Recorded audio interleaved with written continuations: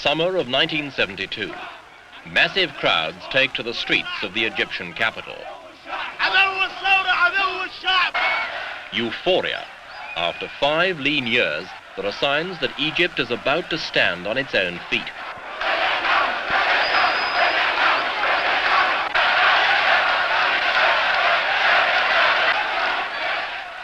They are cheering this man, echoing the applause which greeted a major policy speech to the Arab Socialist Union in late July. It was then that President Anwar Sadat dropped his diplomatic bomb. He announced that the Russians had been asked to withdraw their advisors from Egyptian soil after nearly a decade of Soviet-Egyptian cooperation. Sadat's decision, just a year after signing a 15-year Egyptian-Soviet friendship treaty, was both dramatic and unexpected. This week, ECHO examines the consequences for Egypt, a nation at the crossroads.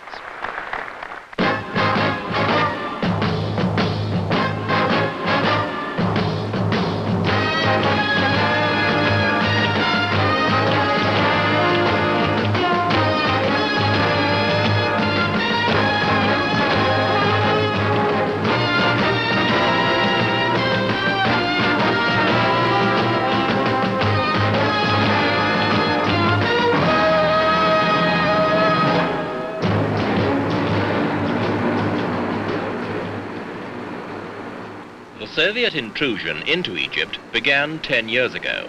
To the Egyptians, Soviet support meant military and economic aid. To the Russians, Egypt was an invaluable Mediterranean base. Contact between the leaders of both countries was frequent. Soviet Defense Minister Marshal Andrei Grechko was a particularly welcome visitor. When he flew to Cairo in May, there was no hint of what was to come.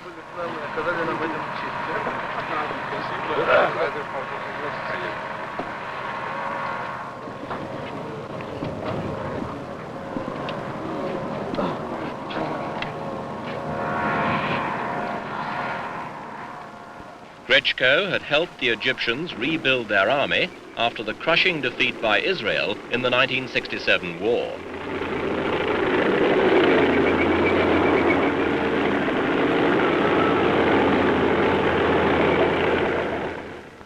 Egypt's air force, totally destroyed, was re-equipped with Russian jets.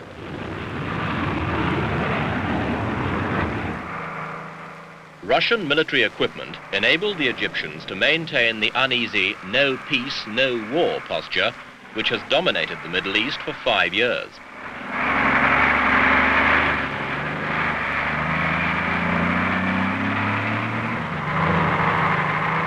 And Soviet missiles, operated by Egyptians but maintained by Russians, symbolized the cooperation between the two nations. Nevertheless, as the number of Soviets rose to over 20,000, Egyptians grew concerned.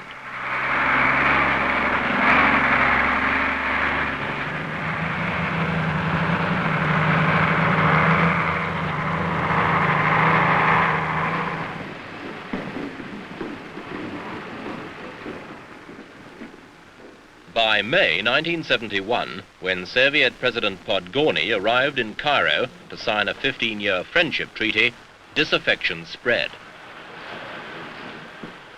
In fact, the treaty merely papered over the cracks threatening to split the two signatories. Both nations put on smiling faces, but Egyptian military leaders were already pressing President Sadat to deal more firmly with the Russians. The army particularly resented a Russian military presence which was too big and too arrogant. Egypt had become merely a land base for Russian maneuvers in the Mediterranean.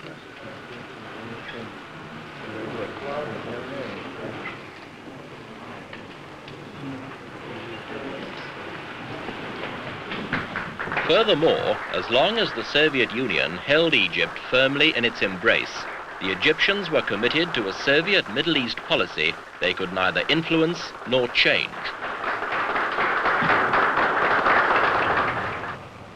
Until now, it was part of the price the Egyptians paid for Russian aid.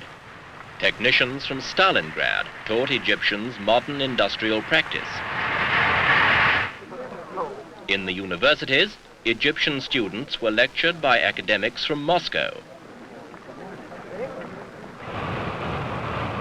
Engineers from Leningrad supervised plant installation.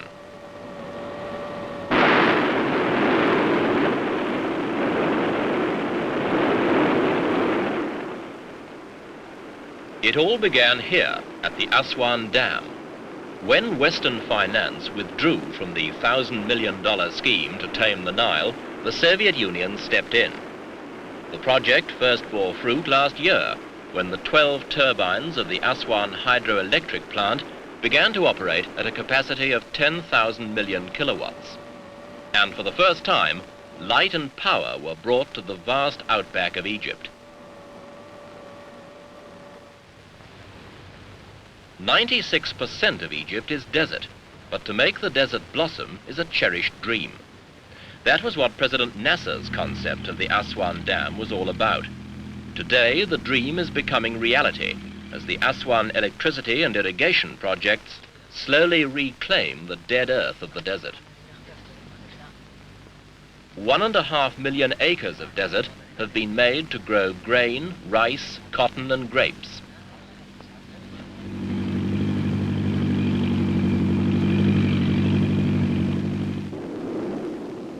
Even the desert is proving productive.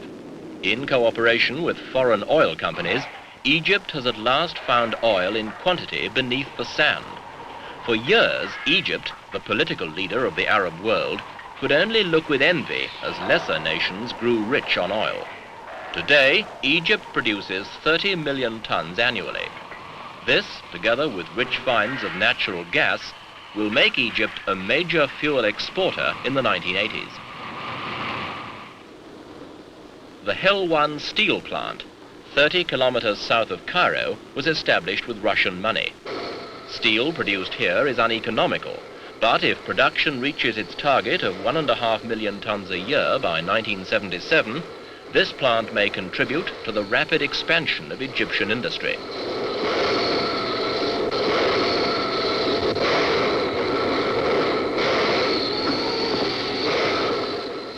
Egypt's economy has a desperate need for heavy industry.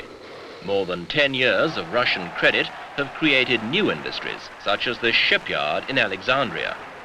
Egypt has made impressive progress, but the cost has been staggering.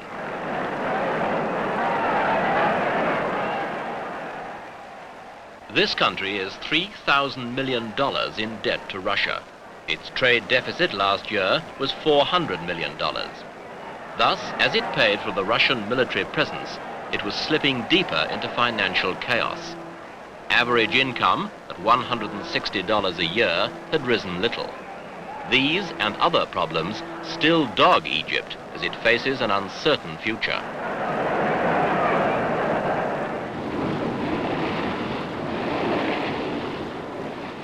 For one thing, the Russians have not all gone.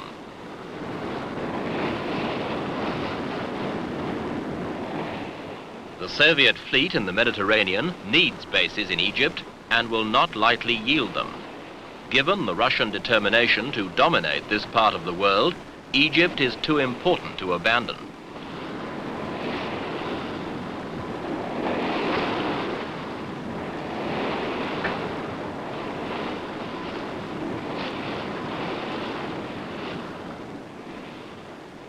If the Russians choose to remain, there is little Egypt can do.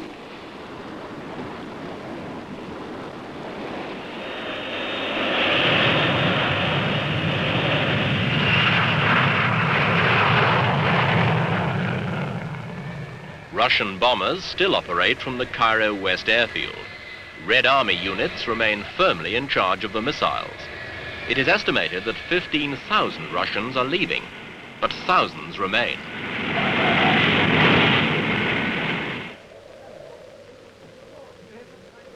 What then is the future for this nation of 34 million people as it struggles to regain something of the power and the glory of its exotic past?